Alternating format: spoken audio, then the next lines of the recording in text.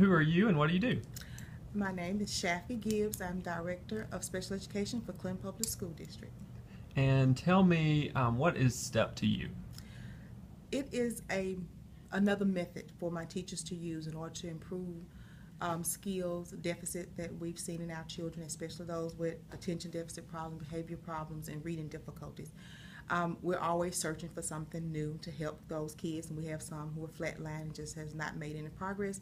So this was another tool in our arsenal, I guess, I wanted to use. And tell me, what sort of how did you sort of decide to bring the program into the district? From presentations and hearing about results that other districts had obtained from using this program.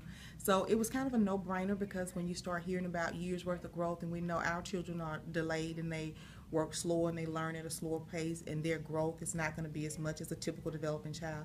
So when you hear about a special education child making a year's worth of growth or even testing out of a program, it was kind of like, okay, we have to try this. Tell me, for the students who have participated well this year, what outcomes have you heard or seen? Uh, a year to, I would say, 9 months to a year worth of growth in reading. Some of ours we use iReady, so we've seen a year's worth of growth or a level worth of growth, which is symbolic to a year's worth of academic growth. So anytime we can get a year and we'll still have about 6 months left in the school year, a year's worth of growth in that length of time, I think we've done what we need to do. Great. What other types of outcomes are you seeing? Behavior, the MCAS, third grade reading gate, we've had a couple of those who we were in doubt of passing, and they've actually passed. A couple of ones that we were seriously concerned about, so that's always a plus. So hopefully the rest of them will do the same. Had a pretty good turnout. Great. And what feedback would you give to another district implementing the program? Um, do some summer planning or plan ahead of time.